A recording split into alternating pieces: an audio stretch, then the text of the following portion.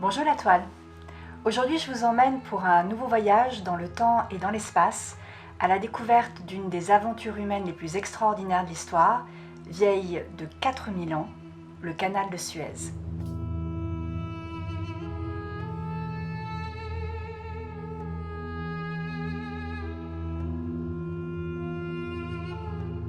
Alors, point n'est besoin de regarder une photo satellitaire pour se rendre compte que l'isthme, la langue de terre qui sépare la Méditerranée de la mer Rouge, est très étroite. Et très tôt, on va avoir une terrible envie de rallier ces deux mers. On se rend compte que la branche pélusienne du delta du Nil, c'est-à-dire la branche la plus orientale, est séparée d'à peine 120 km des lacs à mer. De là, de ces lacs jusqu'au golfe Persique, c'est-à-dire jusqu'à la mer Rouge, il y a 20 km à parcourir. Si l'on arrivait à tracer des traits d'union entre ces trois points, la branche pélusienne du delta du Nil, les lacs à mer et le golfe Persique, on gagnerait en temps et en sécurité, puisque jusque-là, pour allier la Méditerranée à la mer Rouge, c'est-à-dire l'Europe à l'Asie, il fallait en passer par des caravanes qui étaient aux prises avec les voleurs. Il semble que le premier à tenter l'aventure fut le pharaon Sésostris III au XIXe siècle avant notre ère. Nous sommes assurés que 6 siècles plus tard, Ramsès II y était parvenu. La seule chose, c'est que l'entretien de ce canal demande un travail absolument terrible, puisque l'abondance du limon a tendance à gagner l'intérieur du canal et il faut pouvoir le nettoyer de manière extrêmement régulière. De loin en loin, l'ouvrage sera repris, que ce soit par Darius Ier par exemple, et puis cela va intéresser de très nombreux monarques. La République de Venise, Louis XIV lui-même, va se pencher avec beaucoup d'intérêt sur le sujet, mais l'ampleur des travaux décourage.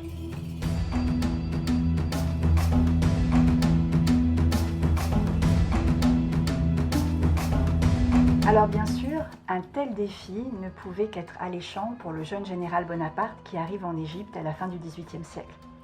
En décembre 1798, Bonaparte et une partie de son escorte mettent au jour le canal antique. Dès lors, Bonaparte va demander à ses scientifiques d'étudier la question. Et son ingénieur des ponts et chaussées, Jacques-Marie Lepère, va se livrer à des calculs. Le résultat de ceux-ci vont démontrer qu'il y a une différence de 9 mètres entre la Méditerranée et la mer Rouge. Ceci implique la création de plusieurs écluses. Face à l'ampleur de la tâche, on abandonne le projet, mais on ne l'oublie pas totalement parce que cette question est une véritable obsession pour de nombreux ingénieurs. Quelques décennies plus tard, on va se pencher à nouveau sur les calculs de Lepère et réaliser qu'il a fait une erreur de triangulation. Ce ne sont pas 9 mètres qui séparent la Méditerranée de la mer Rouge, mais 80 cm, autant dire rien. Il ne manque plus que l'homme providentiel pour se lancer dans ce projet extraordinaire.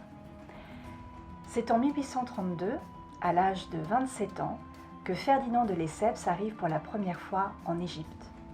Il est issu d'une très vieille famille de diplomates et il vient tout juste d'être nommé vice-consul de France à Alexandrie. Seulement, le bateau qui l'emmène en Égypte a vu à son bord l'apparition du choléra et Ferdinand de Lesseps sera donc placé en quarantaine. Pendant cette période, il lit abondamment et il tombe sur le rapport d'étude, le rapport de recherche de Jacques-Marie Lepère. L'idée de ce canal des deux mers le fascine totalement. De par son implication, son dévouement, sa qualité d'excellent cavalier, ce qui est un point très important dans un pays arabe, Ferdinand de Lesseps va se faire apprécier des Égyptiens, ce qui va lancer sa carrière diplomatique. Après Alexandrie, ce sera le Caire, puis Barcelone, Madrid, Rome. Des décisions gouvernementales vont néanmoins le décevoir et à l'âge de 44 ans, il décide de se mettre en disponibilité. C'est à ce moment-là, dans sa maison de campagne en France, qu'il décide de se pencher à nouveau sur la question du canal. Il lit tout ce qui a pu être écrit à son sujet et il élabore lui-même son propre projet. En 1854, il y a un nouveau souverain en Égypte, qui n'est autre que Mohamed Saïd Pacha. Et il se trouve que Mohamed Saïd a été l'élève de Ferdinand de Lesseps dans les années 1830.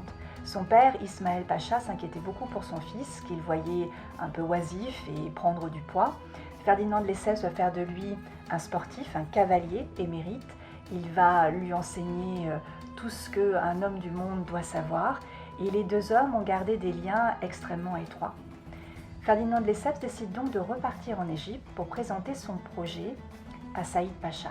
Seulement, plutôt que de suivre les projets antérieurs qui proposaient de rallier Alexandrie au Caire, puis le Caire au lac Amer et ensuite à la mer Rouge, Ferdinand de Lesseps part du principe qu'il vaut mieux tirer un trait le plus droit possible entre la Méditerranée et la mer Rouge, c'est-à-dire entre ce qui va devenir Port Saïd et Suez.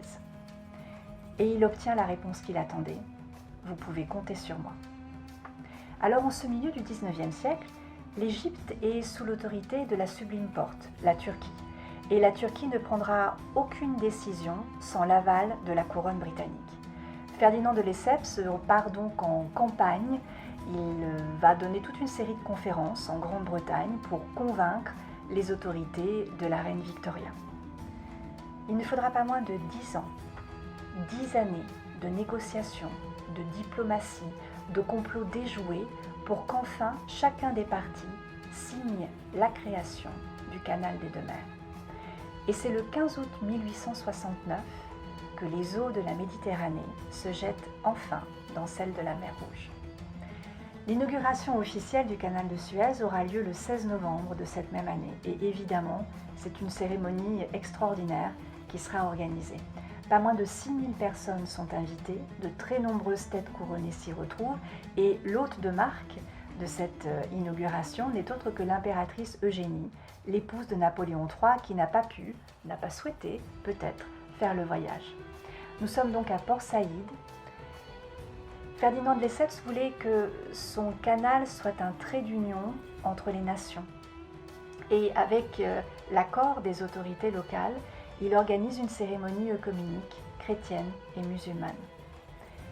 L'Aigle, le navire de l'impératrice Eugénie, s'engage sur le canal de Suez, suivi par 77 autres navires de toutes nationalités. Les marins sont vêtus de blanc, ils sont debout dans les vergues, et c'est donc un spectacle extraordinaire qui s'offre au regard.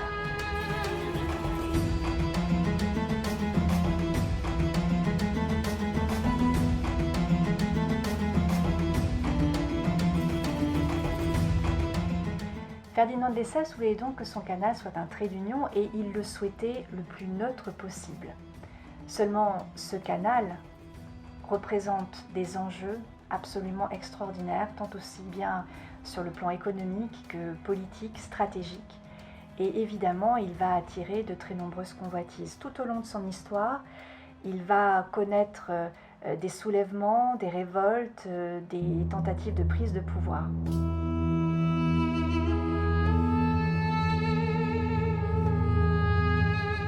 Alors l'un des événements les plus marquants de l'histoire de ce canal de Suez advint en juillet 1956 quand le général Gabal Nasser, président de la toute jeune République égyptienne, décide de nationaliser le canal, non sans heurts. En 1947, la résolution 181 de l'ONU avait donné naissance à l'État d'Israël. Dès lors, la situation géopolitique dans cette partie du monde est complètement modifiée. 20 ans plus tard, en 1967, éclate la guerre des 6 jours.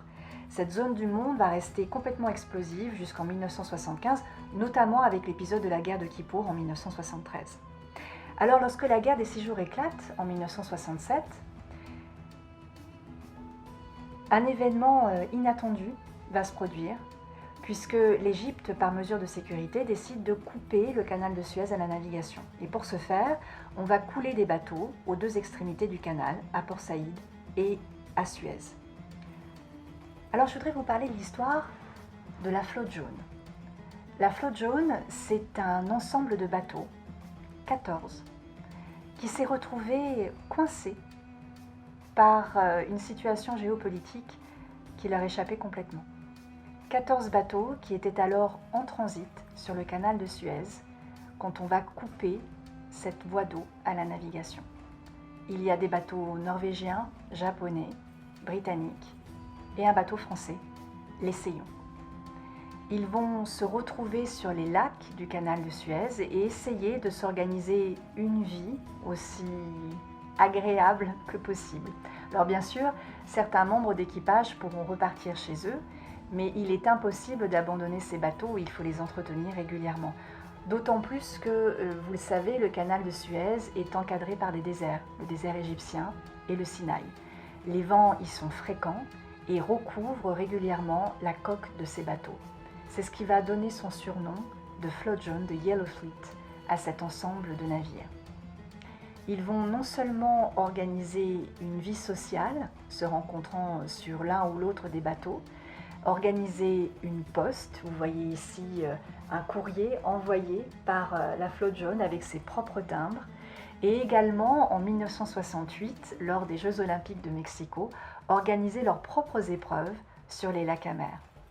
Il ne faudra pas moins de 8 ans de patience à ces membres d'équipage pour pouvoir rentrer à nouveau chez eux lorsque, en 1975, le canal sera à nouveau ouvert à la circulation.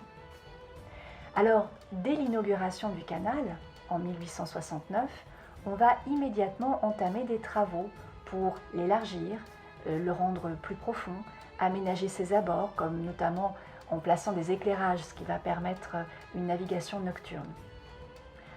En 2014, décision est prise d'agrandir à nouveau le canal, de le doubler même à certains endroits pour réduire le temps d'attente et également pour permettre le passage de bateaux de plus gros tonnage. En effet, jusque-là, il fallait croiser les cortèges, c'est-à-dire qu'un cortège partait de Port Saïd, descendait jusqu'au lac à mer, tandis qu'un autre cortège partait de Suez pour rallier les lacs à mer. Ensuite, les deux cortèges s'y croisaient et l'on continuait sa route vers le nord ou vers le sud. Avec ce nouveau canal de Suez, on passe de pas moins de 3 jours de voyage, c'était le cas en 1869, à 11 heures de transit.